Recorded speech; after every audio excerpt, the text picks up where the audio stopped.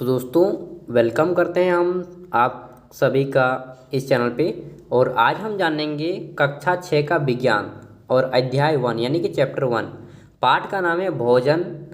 यह कहाँ से आता है? जो हम भोजन खाते हैं वह कहाँ से आता है, पूरे डिटेल में हम बात करेंगे। सारा कुछ समझ में आएगा और अंत में हम क्वेश्चन आंसर भी करेंगे, प्रश्न अभ्यास। ठीक, तो देखिए, आज आपने अपने घर में क्या खाया था? कोई भी कुछ भी खाना तो खाए होंगे ना। पता लगाइए कि आपके दोस्त ने आज क्या खाया।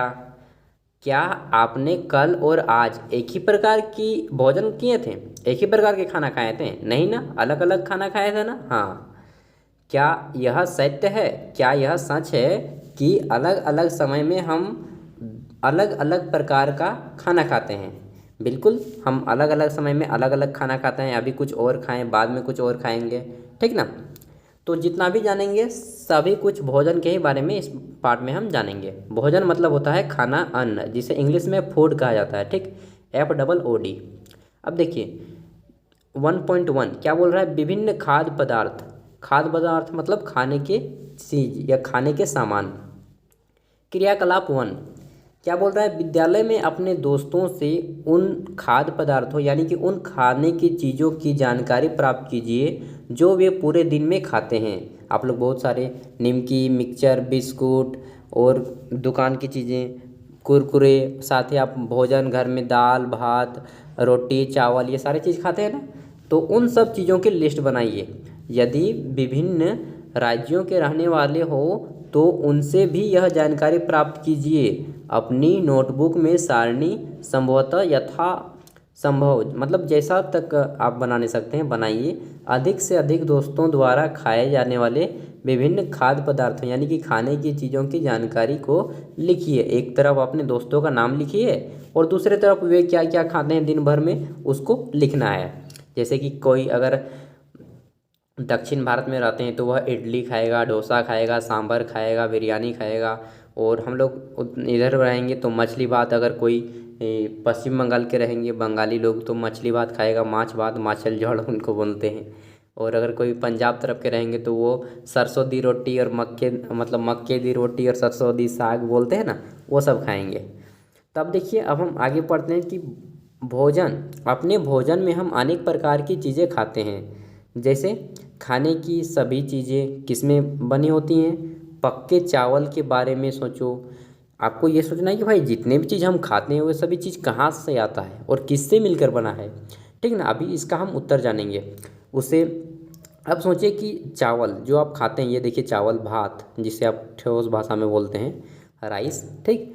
पक्के चावल के बारे में सोचिए। हम कच्चा चावल लेते हैं, उसे पानी में उबालते हैं। इसे तैयार करने में हमें दो पदार्थ यानी कि दो संघटक की आवश्यकता होती है। देखिए, हम कच्चा चावल लेते हैं, सबसे पहले उस चावल को फिर हम लोग उबालते हैं, पानी में डबकाते हैं। फिर उसके बाद क्या होता है? तैयार होता है भात। बहुत देर के बाद आग में पकने देते हैं, ठीक ना। आप में से बहुत से लोग तो खाना बनाने भी जानते होंगे, ठीक ना। तो अब देखिए, दूसरी ओर कुछ भोजन तैयार करने में हमें कई संघटक की आवश्यकता होती है। यदि हम सब्जी बनाना चाहते हैं तो हमें अलग अलग प्रकार की कच्ची सब्जियों, नमक, मसाला, तेल आदि आदि की आवश्यकता होती है। ठीक, सब्जी बनाने के लिए आलू, प्याज, नमक, मिर्चा, हल्दी ये सभी चीज़ों की आवश्यकता होती है। मसाले की आवश्यकता होती है। अब देखिए यहाँ पे क्या है, सारणी 1 में सूचीबद्ध खाद्य पदार्थों को छांटिए और अपने दोस्तों तथा घर पर चर्चा करके जानकारी आपको प्राप्त करना है कि इनको बनाने के लिए कौन कौन सी सामग्री होती है। अपने मम्मी से पूछिए कि मम्मी आप भोजन बनाते समय, खाना बनाते समय कौन कौन चीज़ों का प्रयोग करते हैं। और अगर आप खुद बनाने जानते हैं तो बहुत अच्छा। जैसे कि रोटी बनाने के लिए क्या क्या चाहिए? रोटी बनाने के लिए हमें चाहिए आटा चाहिए, जल चाहिए और क्या, उसको फिर हम तवे पे चढ़ा के मतलब आग में पकने देते हैं। अब तो गैस का ज़माना आ गया और इंडक्शन का, ठीक ना। दाल के लिए क्या क्या चाहिए? कच्ची सामग्री को लिखना है आपको केवल। कच्ची सामग्री में दाल चाहिए, पानी चाहिए, नमक चाहिए, तेल चाहिए, उसके बाद मसाले चाहिए, फिर हल्दी चाहिए, ठीक ना। इस प्रकार आपको लिखना है। फिर चावल बनाने के लिए मतलब जितने भी चीज़ें खाते हैं उन सभी को सोच के देखिए कि कितना चीज़ लगता है उसे बनाने में। अब देखिए, हमने देखा कि कक्षा में चर्चा कीजिए कि विभिन्न प्रकार की व्यंजन, व्यंजन मतलब खाने के सामान, कुछ संगठन का सामान्य रूप होता है। अब देखते हैं जरूरी चीज़ हम बात करते हैं, ठीक। तो यहाँ पे देखिए फल है, यहाँ पे देखिए छोला है। छोला आप खाते हैं ना, कचौड़ी छोला। खाद्य सामग्री एवं उनके स्रोत, कि ये जो खाद्य सामग्री हैं ये कहाँ से आते हैं और इनका स्रोत क्या है।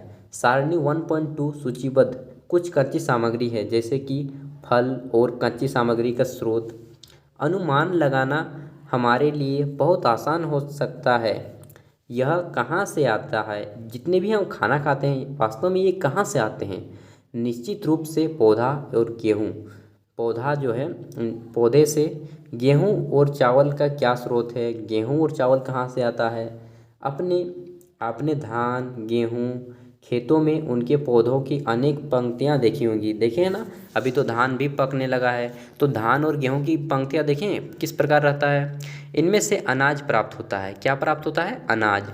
कुछ अन्य खाद्य पदार्थ जैसे कि दूध हो गया, अंडा हो गया, मुर्गी, मछली, झींगा, मांस, हम सब ये सब भी खाते हैं, ठीक। तो ये सब कहाँ से आता है, तो मतलब संपूर्ण रूप से कहना है कि हम जितने भी चीज़ खाते हैं अपने पूरे जीवन में, वह सभी कहाँ से आते हैं, पेड़ पौधों से और जीव जंतुओं से। जितने भी चीज़ें आप खाते हैं पेड़ पौधे और जीव जंतुओं से ही आते हैं। पेड़ पौधे और जीव जंतु, ये चार चीज़ याद रख लीजिए। पेड़ पौधे जीव जंतु, इन्हीं चार चीज़ों से हमारा सारा का सारा भोजन तैयार होता है दोस्तों, ठीक।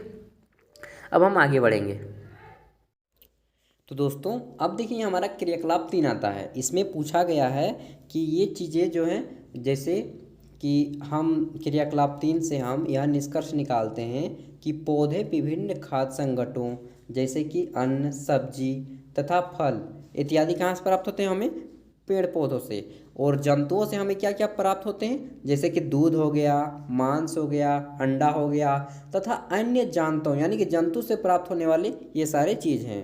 गाय तथा बकरी, भैंस, दूध देने वाले कुछ सामान्य पशु हैं। और तो और इनसे कुछ हमें जैसे कि ऊन भी प्राप्त होता है। कुछ भेड़ से हमें ऊन प्राप्त होता है ना। दूध और विभिन्न दुग्ध उत्पादन, मक्खन, क्रीम, ये सारी चीज़ें हमें कहाँ से मिलती हैं, जंतुओं से। अब देखिए यहाँ पे कुछ खाद्य व्यंजन दिए गए हैं, संगठन दिए गए हैं जिससे कि वे बने हैं तथा उनके स्रोत हैं। तो इडली का किससे बनती है, चावल से, उड़द की दाल से, नमक से और जल से। और ये जो हमारा स्रोत है चावल, यह किससे है, चावल हमें प्राप्त होता है पौधे से, धान के पौधे से, ठीक। उड़द की दाल किससे हमें प्राप्त होती है, तो पौधे से। नमक किससे प्राप्त होता है, तो समुद्र के जल से। उसके बाद जल यानी कि पानी तो प्राकृतिक चीज़ है, ठीक। तो पेड़ पौधे, जीव जंतु और प्राकृतिक चीज़, इन सभी को मिलाकर हम अपना जीवन चलाते हैं। अब देखिए यहाँ की ये हमारा दूसरा है खाद्य पदार्थ यानी कि खाने की चीज़, चिकन करी। चिकन आप लोग खाते हैं ना, चिकन। चिकन यानी कि आपका मुर्गा चिकन चिल्ली खाते हैं ना। चिकन यानी कि किससे प्राप्त होता है, मुर्गा, तो जंतु है। मसाला उसमें लगता है। मसाला हमें किससे प्राप्त होता है, पौधों से। तेल, घी, ये सब किससे प्राप्त होते हैं, जंतुओं से। जल क्या है, जल एक प्राकृतिक है। प्राकृतिक मतलब वह चीज़ जो भगवान ने बनाया है, अल्लाह ने बनाया है, ईश्वर ने बनाया है, ठीक ना, वाह्य गुरु ने बनाया है, उसे हम प्राकृतिक चीज़ कहते हैं, जिसे मनुष्य नहीं बना सकता। अब बोलिए कि पानी को आदमी बना सकता है, नहीं बना सकता है। खीर, खीर किससे किससे मिलकर बनता है, तो दूध लगता है, चावल लगता है और चीनी। अब दूध कहाँ से प्राप्त होता है, तो जंतु से। चावल कहाँ से प्राप्त होता है, पौधे से। चीनी किससे प्राप्त होता है, तो चीनी प्राप्त होता है आपके कतारी, ईख जिसे आप बोलते हैं, ठीक ना, उससे प्राप्त होता है। गन्ना से। तो ये सभी क्या हैं, पौधे हैं। पेड़ पौधे, जीव जंतु और प्रकृति, इन सब चीज़ों से मिलकर हम अपना संपूर्ण आहार बिताते हैं। ये देखिए गेहूं का धान की बीज है और ये गेहूं का, धान का खेत, गेहूं का परिवहन। अब आगे हम बढ़ेंगे। तो घी, पनीर और दही का उपयोग संसार के प्रत्येक क्षेत्र में, पूरे विश्व में होता है, ठीक। क्या आप कुछ अन्य जंतुओं के नाम बता सकते हैं जो हमें दूध देते हैं, तो दूध हमें किससे प्राप्त होता है, जैसे कि ऊँट से हो गया। अगर आप ऊँट का दूध पिएंगे ना दोस्तों, तो बहुत जल्दी लंबा बढ़ेंगे, ये चीज़ जान लीजिए, हाँ। उसके बाद अब हम पढ़ेंगे भोजन के रूप में पौधे के भाग और जंतु उत्पादन, ठीक। पौधे के विभिन्न भागों को पढ़ेंगे कि पौधे के कौन कौन से भाग होते हैं और जंतुओं का उत्पाद। तो ये देखिए हमारा पौधा है यहाँ पे, अभी हम पौधे को भी देखेंगे। पौधे हमारे भोजन का एक मुख्य स्रोत हैं। पौधे हमारे भोजन का क्या हैं? एक मुख्य स्रोत हैं। हम पौधे के कौन से भाग का उपयोग खाद्य पदार्थ यानी कि खाने के लिए करते हैं? हम पत्ती वाली अनेक सब्जियां खाते हैं।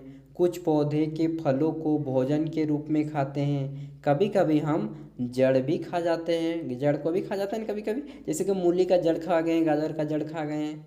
तना को भी कभी कभी खा जाते हैं, तो ये भी जानेंगे कि तना किसे कहते हैं। ठीक, उसके बाद देखते हैं तो हमारा जाता है कभी कभी पुष्प को भी भोजन बना लेते हैं, यानी कि जो फूल देता है, जैसे मुनगा साग का फूल, जिसे आप सहजन का फूल बोलते हैं। ठीक, तो इस प्रकार जानेंगे। कभी आपने सीताफल यानी कि काशी फल के फूलों को भी चावल की पट्टी में डुबोकर या तल कर यानी कि छान कर पकौड़ी बनाकर खाया करते हैं। इतना प्रयत्न कीजिए। अब यहाँ पे इसका प्रयत्न करना है। कुछ पौधे के दो से अधिक भाग खाने के योग्य होते हैं, जैसे कि सहजन यानी कि सूटी का जो पेड़ होता है, मुनगा साग जिसे आप बोलते हैं, उसका सूटी भी खाते हैं, पत्ता भी खाते हैं, उसके बाद उसका फूल को भी खाते हैं। तो कुछ एक दो पेड़ पौधे होते हैं इस प्रकार। ठीक, उदाहरण के लिए सरसों की बीजें, सरसों का बीज भी खाते हैं और उसके साग को भी खाते हैं, पत्तों को साग बना करके। इसकी पत्तियों का उपयोग साग बनाने में किया जाता है। क्या आप केले के पौधे के विभिन्न भागों के बारे में सोच सकते हैं जिन्हें हम क्या करते हैं, जिन्हें हम भोजन के रूप में लेते हैं? क्या आप किसी अन्य पौधे के बारे में सोच सकते हैं जिसके दो या दो से अधिक भाग खाए जाते हैं? तो अभी मैंने बताया ना कि सहजन का साग, यानी कि सहजन को मतलब ठेठ भाषा में आप लोग गांव घर में सहजन को क्या बोलते हैं? सहजन को बोलते हैं मुनगा साग। ठीक, तो उसका भी खाया जाता है। अब यहाँ पे ये देखिए, पहेली और बूझो आपको पूरे साइंस की किताब में मिलेगी, पूरे विज्ञान में।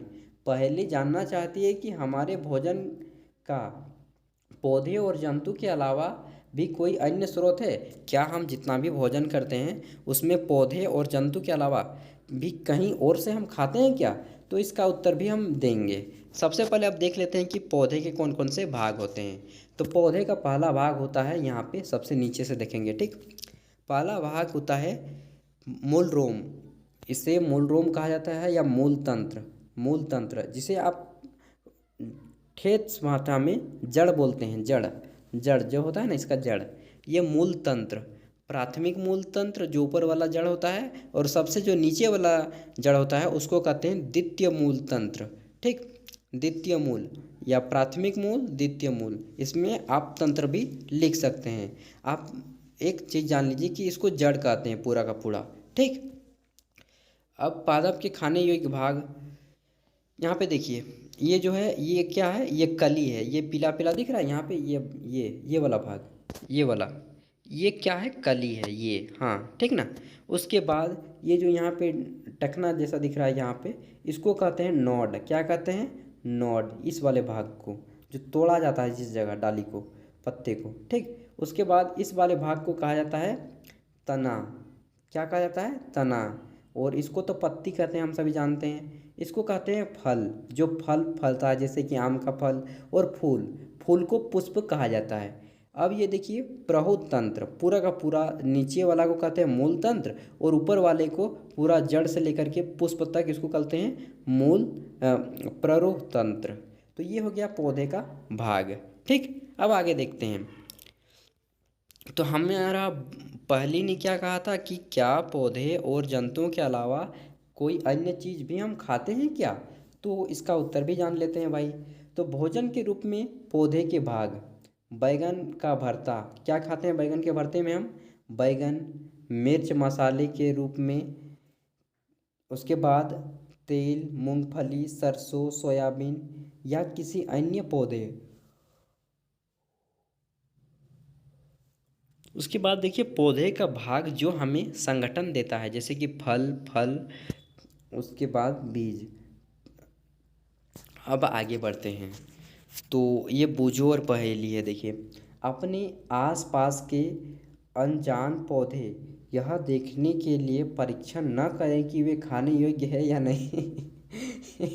कभी कभी पौधे विषैले भी होते हैं। अब ये मत सोचिएगा कि कौन सा पौधा खाने योग्य है और कौन सा नहीं। इसके लिए आप किसी भी पौधे के पत्ते को चबाने नहीं लगिएगा, नहीं तो बेहोश हो जाइएगा ना, क्या होइएगा कोई नहीं जानता। इसलिए जिसे जानते हैं उसी को खाइएगा, ठीक ना। जो चीज़ आप नहीं जानते हैं कि यह क्या है उसको कभी नहीं खाना चाहिए दोस्तों, ठीक ना दोस्तों। अब हम आगे बढ़ेंगे मेरे प्यारे दोस्तों।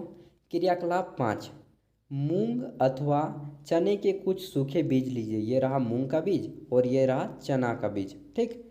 मूंग अथवा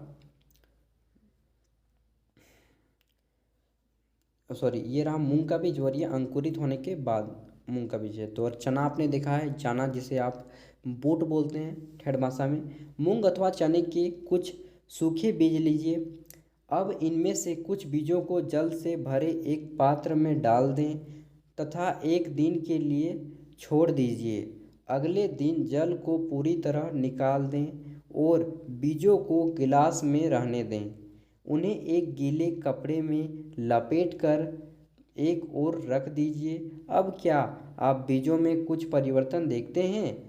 क्या एक छोटी सी सफ़ेद संरचना आ जाती है? दोस्तों, जब हम बूट को या फिर चना को एक कपड़े में बांध कर रख देते हैं या फिर पानी में भी रख देते हैं तो वो क्या हो जाता है, अंकुरित हो जाता है। उसमें छोटे छोटे जो हैं आ जाते हैं, सफ़ेद सफ़ेद टाइप के जो आते हैं ना, उसी को बोलते हैं अंकुरण, ठीक। बीज से बाहर निकल आता है सफ़ेद सफ़ेद चीज़ की संरचना। यदि हाँ तो बीज अंकुरित हो गए, उसी को बोलते हैं अंकुरण, ठीक। अब यहाँ पे लिख लीजिए कि अंकुरण किसे कहते हैं। अंकुरण उस चीज़ को कहते हैं जब किसी पदार्थ को हम पानी में रखते हैं और उसके अंदर सफ़ेद सफ़ेद की छोटी छोटी संरचनाएं आ जाती हैं तो उसे अंकुरण कहा जाता है। यदि नहीं तो बीजों को पानी में धोइए, पानी निकाल दें और गीले कपड़े से ढककर अगले दिन उन्हें छोड़ दें। एक क्या उस दिन आपको बीजों से बाहर निकल जाना, मतलब देखिए कि सिंपली जो है अंकुरण हो जाता है 2 दिन में, 1 से 2 दिन में। क्या आप जानते हैं, अब देखिए ये चने का अंकुरण है, वो मूंग का अंकुरण था। क्या आप जानते हैं कि शहद कहाँ से आता है? जो आप मधु खाते हैं ना दोस्तों, शहद, वह कहाँ से आता है? तो मधुमक्खी के छत्ते से आता है, ठीक। यह कैसे उत्पादित होता है? यह क्या सामने मधुमक्खी का छत्ता देखा है? ये देखिए मधुमक्खी का छत्ता, जहाँ बहुत सी मधुमक्खियाँ भिनभिनाती हैं। मधुमक्खी फूलों से मरकंद मीठे रस एकत्रित करती हैं। मधुमक्खियाँ कहाँ से मीठे रस एकत्रित करती हैं? फूलों से। फूल और उनका मकरंद वर्ष में केवल कुछ समय में ही उपलब्ध होते हैं, अतः मधुमक्खी इन मकरंद का भंडार कर लेती हैं ताकि पूरे वर्ष इसका उपयोग किया जा सके। हम ऐसे छत्तों को मधुमक्खियों द्वारा भंडारित भोजन का शहद के रूप में उपयोग करते हैं, लेकिन हम क्या करते हैं, इन मधुमक्खियों को भगा देते हैं आग लगाकर और उनसे मधु प्राप्त कर लेते हैं, ठीक। अब देखिए जंतु क्या खाते हैं। हम लोग तो पता चल गया कि हम पेड़ पौधे और जीव जंतुओं को खाते हैं और साथ ही प्रकृति की चीज़ जैसे कि पानी का उपयोग करते हैं। अब जंतु क्या खाते हैं? जंतु यानी कि जानवर क्या खाते हैं? क्या आप घर में कोई ऐसा पालतू पशु है जिसके आप देखभाल करते हो? तो कुत्ता, बिल्ली, भैंस, बकरी। बकरी तो सबके घर में रहती है। आपको इसकी जानकारी भी आवश्यक होगी कि आपका पालतू जानवर क्या खाता है, अन्य जंतु क्या खाते हैं। क्या आपने कभी गिलहरी, कबूतर, छिपकली या छोटे छोटे कीट को खाना खाते देखा है? ये देखिए गिलहरी खाना खा रहा है, भोजन कर रहा है, ठीक। ये क्रियाकलाप है। अब देखिए, मतलब क्रियाकलाप नहीं करेंगे, क्रियाकलाप तो हम लोग बहुत कर लिए, ठीक। अब हम आगे बढ़ेंगे। तो पहली जानना चाहती है कि सारणी 1.6 को भरते समय मनुष्य में आप किस वर्ग में रखेंगे? तो ये जो मनुष्य है किस वर्ग में आप रखना चाहेंगे? गाय क्या है? ये देखिए यहाँ पे हम एक बार छींक लूँगा।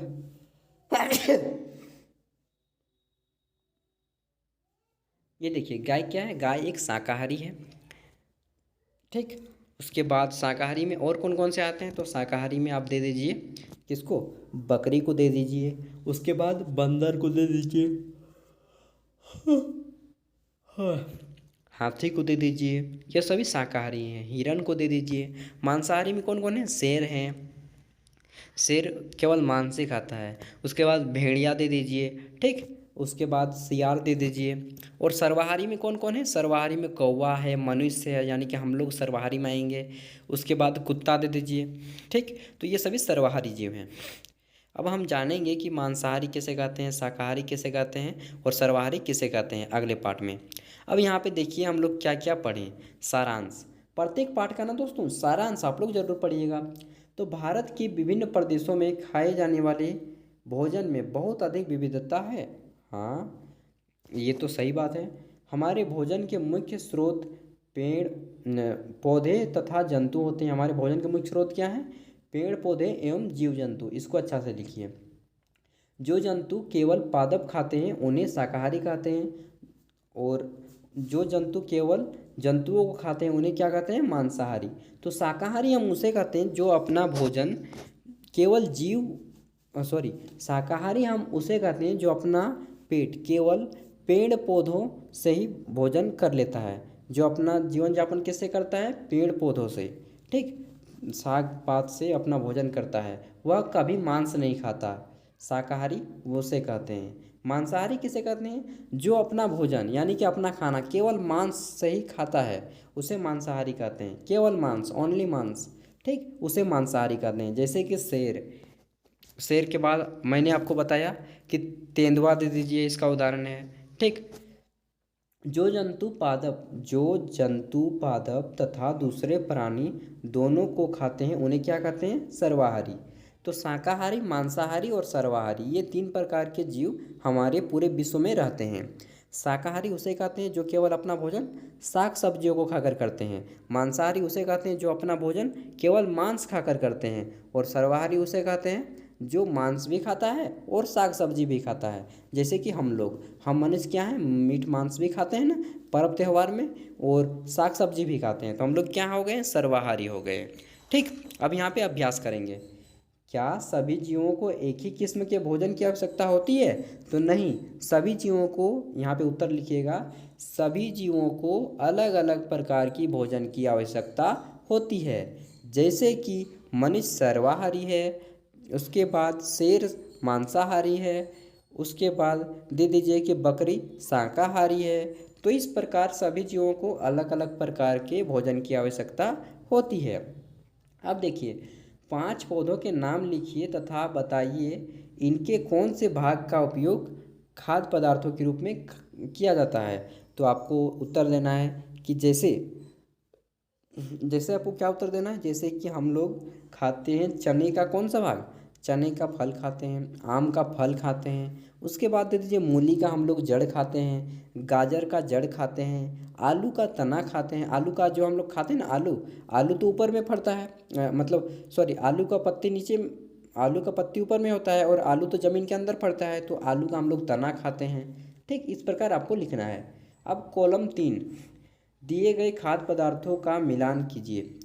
तो दूध, दही, पनीर और घी किससे प्राप्त होते हैं? सभी जंतुओं से उत्पादित होते हैं। ठीक, उसके बाद पालक, फूल गोभी और गाजर यह किससे प्राप्त होते हैं? सब्जियों से प्राप्त होते हैं।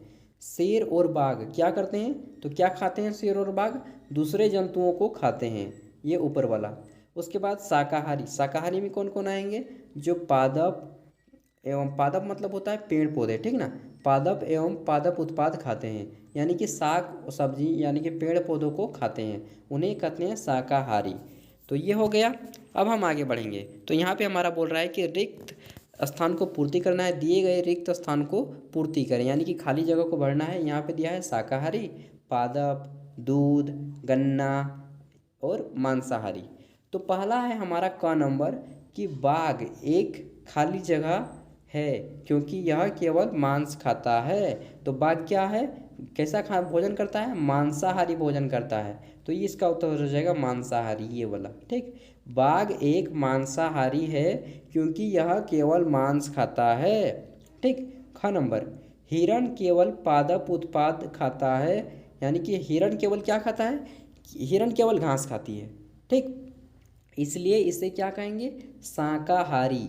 हिरण क्या है? शाकाहारी है। अब देखिए तोता केवल उत्पाद खाता है। तोता केवल क्या खाता है? तोता खाता है पादप उत्पाद। ठीक, जैसे कि चना हो गया। ठीक, तो तोता केवल पादप, यहाँ पे लिखिएगा पादप, पादप, ये वाला पादप, पादप उत्पाद खाता है। उसके बाद जो खाली स्थान हम पीते हैं वह प्रायः गाय, भैंस या बकरी से प्राप्त होता है। तो क्या पीते हैं हम लोग? दूध। जो दूध हम पीते हैं वह किससे प्राप्त होता है? गाय, भैंस, बकरी। बकरी का दूध पिए? मैंने तो पिया है, बहुत अच्छा लगता है, पी के देखिएगा कभी, ठीक ना। उसके बाद जो दूध हम पीते हैं, यहाँ पे खाली स्थान में घ नंबर में क्या भराएगा? दूध। जो दूध हम पीते हैं वो किससे प्राप्त होता है? गाय से। गाय का ही दूध, लगभग सभी व्यक्ति गाय का ही दूध पीते हैं, ठीक ना। उसके बाद हमें चीनी, चीनी कहाँ से प्राप्त होता है दोस्तों? जो चीनी से आप लोग चाय बनाते हैं वह किससे प्राप्त होता है? गन्ना से। गन्ना, ईख, गन्ना को ईख भी कहेंगे, अंग में गन्ना भरेंगे, गन्ना के जगह आप ईख भी डाल सकते हैं, कतारी भी लिख सकते हैं, ठीक। तो हमें चीनी कहाँ से मिलती है? गन्ने से। अब यहाँ पे हमारा जो है ये क्या है? प्रस्तावित परियोजना एवं क्रियाकलाप। आपने अपने घर के आसपास गिरगिट को अवश्य देखा होगा, देखा है ना? हाँ।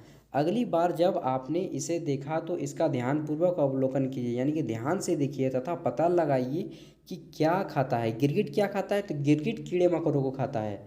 भारत के विभिन्न प्रदेशों, यानी कि भारत के विभिन्न राज्यों, प्रदेश मतलब होता है राज्य, ठीक ना। भारत के विभिन्न राज्यों में जाने वाले विभिन्न खाद्य पदार्थों की सूची बनाइए। तो मैंने बताया था ना कि पश्चिम बंगाल में मछली का झोर खाते हैं, दक्षिण भारत में इडली, डोसा, ये सब सांभर वगैरह खाते हैं। तो उसको आपको और भी पता लगाना है। और उन जलीय पौधे का नाम लिखिए जिनके उत्पादन खाद्य पदार्थों का उपयोग किए जाते हैं। तो ये हो गया। अब यहाँ पे हमारा पाठ खत्म हो जाता है। क्या आपके सोचने के लिए बातें अब दे रहा है? सोचने के लिए क्या बात दे रहा है? तो ये दे रहा है, क्या आपके आसपास सभी व्यक्तियों को खाने के लिए पर्याप्त भोजन उपलब्ध है? यदि नहीं तो क्यों? हम भोजन की बर्बादी किन उपायों से रोक सकते हैं? देखिए दोस्तों, जब भी आप जितना खाना खाने सकेंगे ना उतना ही भोजन लीजिए, ठीक। उससे ज़्यादा मम्मी से भात मत मांगिए, या ज़्यादा रोटी मत मांगिए, लेके फेंक मत दीजिए, ठीक ना। क्योंकि बहुत सारे हम लोग की कॉलोनी में कुत्ते घूमते हैं जो भूखे होते हैं, तो उन जीवों को बारे में भी थोड़ा सोचिए। या फिर जब आपका खाना बच जाए तो अपना कुछ खाना जो है कुत्तों को, बकरी को, या फिर विशेष रूप से इन्हीं को खिला दीजिए, इन जानवरों को, ठीक, ताकि ये भी भूखे ना रहें और आप भी भूखे ना रहें।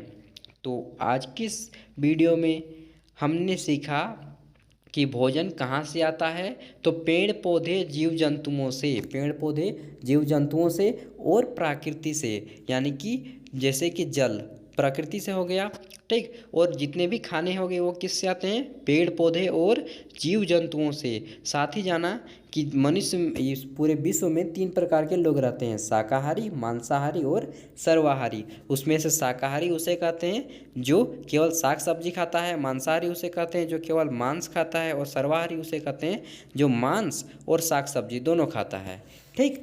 तो फिर मिलते हैं अगले वीडियो के साथ, तब तक के लिए बाय। पढ़िए, अपने आगे बढ़िए, देश को भी बढ़ाइए, खुद भी आगे बढ़िए।